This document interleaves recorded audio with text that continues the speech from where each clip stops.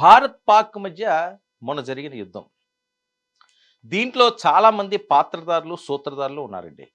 అయితే తెర వెనుక ఉండి పాక్‌ని మట్టి కరిపించిన ఈ యుద్ధంలో ముఖ్య భూమిక పోషించిన పాత్ర ఉంది. పాత్ర అంటే ఇక్కడ మనుషులు కాదు, ప్రాంతం. చాలా తక్కువ మందికి తెలిసిన అంశం ఇది. ఏముందిలే యుద్ధాలు చేస్తున్నారంటే ఎక్కడెక్కడి నుంచో అవన్నీ కూడా తయారవుతుంటాయి. మిసైల్స్ అవనియండి, లేకపోతే డ్రోన్‌లు అవనియండి ఇలాంటివన్నీని అని చాలామంది అనుకుంటారు. కానీ మొన్న పాక్ భారత్ యుద్ధంలో ప్రధాన భూమిక పోషించింది మన బందర్, మచిలీపట్నం. బందర్ అంటే రాజకీయ పరంగా వేడెక్కుతుంటుంది. బందర్ పోర్ట్ ఎంతో ప్రత్యేకమైంది.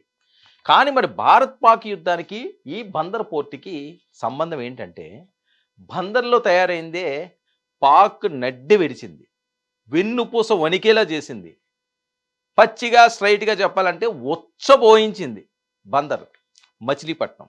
అదేంటో తెలుగు రాష్ట్రాల్లో దీని ఎఫెక్ట్ ఏంటో ఒకసారి మాట్లాడదాం. పాకిస్తాన్పై భారత్ డికాయ్ వ్యూహం, ప్రాగ్ డ్రోన్లు, రాడార్ల ధ్వంసానికి ఎర.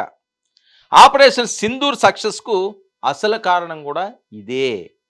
చైనా, టర్కీ, ఆజర్బైజాన్ ఆయుధాలున్న 4 రోజుల్లోనే చిత్తుగా ఓడిన పాకిస్తాన్. 48 గంటలు, 4 రోజులు పూర్తిగా లేదు, 48 గంటల్లో ఎందుకు ఓడారు అంటే బందర్లో తయారైనవి. అది ఎవ్వరికీ కూడా పెద్దగా బయట ప్రపంచానికి కొన్ని అంశాలు తెలియవు. అసలు బందర్ అంటే అసలు ఊహించలేరు. ఏంటి ఇంత పవర్ఫుల్లా ఈ బందర్ అని. పాక్ డ్రోన్లను తికమక పెట్టి కుప్పకూల్చిన భారత D4 వ్యవస్థ. ఆ డ్రోన్లు ఎక్కడి నుంచి వస్తున్నాయి, ఏమొస్తున్నాయి, ఇటు అటు అటు అటు ఏదో గజిబిజిగా ఉంటుంటుంది కదా, వాటిలన్నిటికీ కూడా ఒక దగ్గర తీసుకొచ్చి ఫట్టు అనిపించేస్తుంది. అంత టెక్నాలజీ. భారత్ ఉపయోగించిన D4 సిస్టమ్ తయారైంది తెలుగు రాష్ట్రాల్లోనే, ముఖ్యంగా బందర్లో. D4లో ప్రధానమైనవి రాడార్లు, లేజర్లు, ఎలక్ట్రో ఆప్టికల్ సిస్టమ్స్ D4లో ఉండేవి. అయితే డ్రోన్లను శత్రువుల గగనతలం వైపు పంపేటప్పుడు, డ్రోన్లు ఏవైతే శత్రువులు ఉంటాయో అది ఎయిర్లోకి పంపించేటప్పుడు GPS ద్వారా ప్రోగ్రామ్ చేస్తారు. అయితే పాక్ డ్రోన్లను తికమక పెట్టి కుప్పకూల్చిన భారత్ D4 వ్యవస్థ.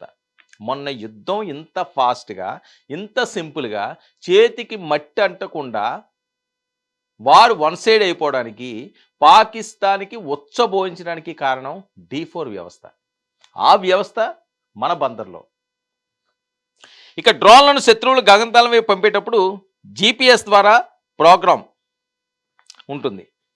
ఇక ఈ D4 భారత్ ఎలక్ట్రానిక్ లిమిటెడ్ తయారు చేసిన ఈ D4కి సంబంధించి ఇది పాక్ డ్రోన్లను తికమక పెట్టి నాశనం చేయడమే కాకుండా పాక్ ఉపయోగించిన డ్రోన్లు, క్షిపణులను కూడా కూల్చిన భారత్ S-400 ఆకాశ్ క్షిపణులు.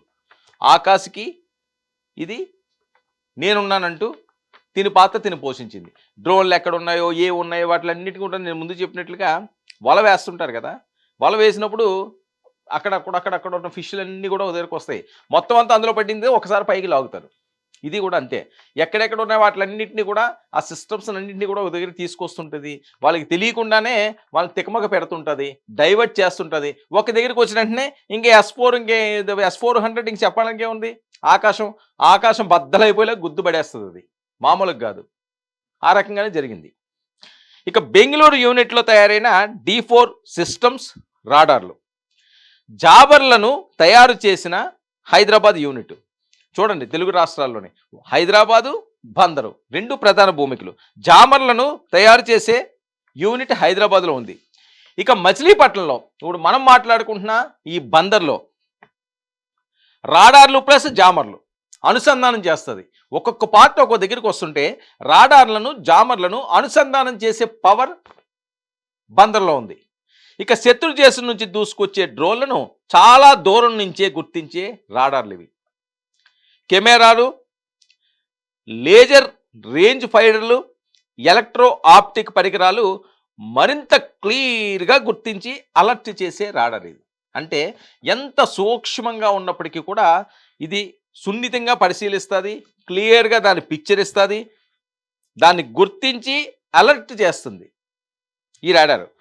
ఇక మే 9, 10 తేదీల్లో పాక్పై డికాయ్ వ్యూహం, ఫైటర్ జెట్లను తలపించేలా సంకేతాలు ఇచ్చే డ్రోన్లను ఉపయోగించిన భారత్. ఫైటర్ జెట్లను కూడా ఏంట్రా బాబు అని భయంపించే విధంగా ఈ డ్రోన్లను ప్రయోగించింది భారత్. అందుకని అంత ఈజీగా ఇది అయిపోయింది. భారత్ ఫైటర్ జెట్లు దొరికాయి అనుకుంటూ పాకిస్తాన్ HQ-9 చూడండి, ఇది తికమక పెట్టడం, డైవర్ట్ చేయడం, గాజా సినిమాలు ఇవన్నీ బాగా కనిపిస్తుంటాయి. ఎందుకంటే భారత్ ఎలాంటి వ్యూహాలు చేస్తారు, అది రియల్, దాన్ని రీల్ కింద తీశారు. కానీ మనం వెళ్ళి లోపల సబ్మెరీన్లో సముద్రంలో ఏమవుతుందో తెలియదు కదా, చాలా అద్భుతంగా ఉంటుంది ఆ పిక్చరైజింగ్ కూడా. అది రియల్గా జరిగింది కాబట్టి దాన్ని చూడండి ఎంత తిక్కమక పెడుతుంటుందో. వాళ్ళు కొడుతుంటారు కానీ ఆ హైట్స్ మెయింటైన్ చేస్తుంటారు వీళ్ళు, అప్ డౌన్ అప్ డౌన్. ఈ చిన్నపిల్లలు ఆడుకున్నట్టుగా ఆడుకుని లేపేస్తారు గాజాలు. ఇక Q-9 రాడార్లు ఎయిర్ డిఫెన్స్ సిస్టమ్ను యాక్టివ్ చేసిన పాక్. ఎప్పుడైతే ఫైటర్లు జెట్లను తలపించే సంకేతాలు ఇచ్చే డ్రోన్లను ఉపయోగించి పాకిస్తాన్ మీదకి వెళ్ళారో వాళ్ళు ఏమనుకున్నారు, భారత్ ఫైటర్లు జెట్లు దొరికేసినాయి మనకి ఇంకా అని చెప్పి వాళ్ళు స్టార్ట్ చేశారు. తీరా చూస్తే పాకిస్తాన్ HQ-9 నుంచి ఇది కొట్టారు. ఇతర రాడార్ ఎయిర్ డిఫెన్స్ సిస్టమ్ను యాక్టివేట్ చేసిన పాక్.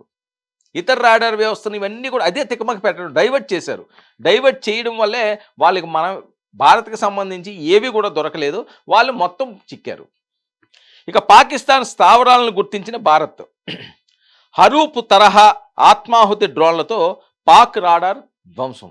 చూడండి, డ్రోన్లతోటే చిత్తు చేసి పడేశారు, తుక్కు చేసి పడేశారు. అది Bharat power. BrahMos, SCALP, Crystal Maze, Rampage తదితర ఆయుధాలు ప్రయోగించిన భారత్. ఈ యుద్ధంలో చాలా ఆయుధాలు ప్రయోగించింది కానీ ఎక్కడ డ్యామేజ్ అవ్వలేదు. అది చాలా చెప్పుకోదగ్గ విషయం. ఏదన్నా ఒక దుమ్మికో గొడవకో వేరే అంశానికి వెళ్ళారనుకోండి, ఓ 10 మంది ఖాళీ తిరిగిన ఒకరిద్దరికన్నా వీళ్ళు తగులుతాయి దెబ్బలు, ఒక 10 మంది కొట్టుకుంటున్నప్పుడు. కానీ భారత్కి నేను ముందుగా చెప్పినట్టుగా చేతికి మట్టి అంటలేదు, షర్ట్కి దుమ్ము అంటుకోలేదు, అంత కూల్గా వెళ్ళి వాళ్ళు కొంప కూల్చేశారు.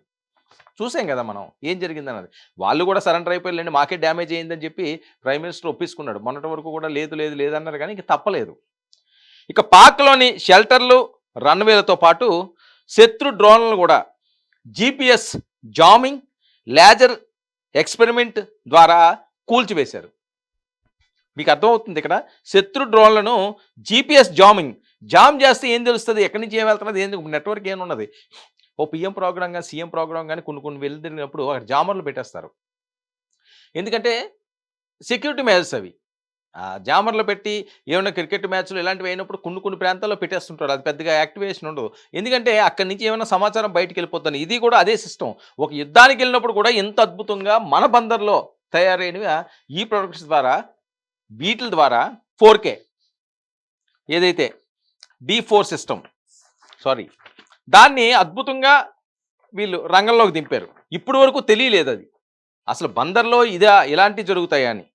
ఇక శత్రు డ్రోన్లను GPS జామింగ్, లేజర్ ఎక్స్పెరిమెంట్ ద్వారా కూల్చివేత. మొత్తం 12 కీలక ఎయిర్ బేస్ల్లోని 11ను దెబ్బతీసిన భారత్. ఇది చాలా కీలకమైందండి. 12 ఎయిర్ బేస్లు ఉంటే 11 ఎయిర్ బేస్ల్లో ఇదే సిస్టంతో, ఇదే D4 టెక్నాలజీతో, బందర్లో తయారైన D4తో సాంకేతిక పరంగా 11 ఎయిర్ బేస్లని భారత్కి ఏ ఇబ్బంది లేకుండా డైరెక్ట్గా వెళ్ళి వాళ్ళ మీద అటాక్ చేసి వచ్చారు అంటే ఎంత గొప్ప వ్యవస్థ. అందుకే పాక్కు బందర్ బాంబు. భారతదేశం అంతా అవసరం లేదు, బందర్ చాలు పాక్ మట్టి కనిపించడానికి.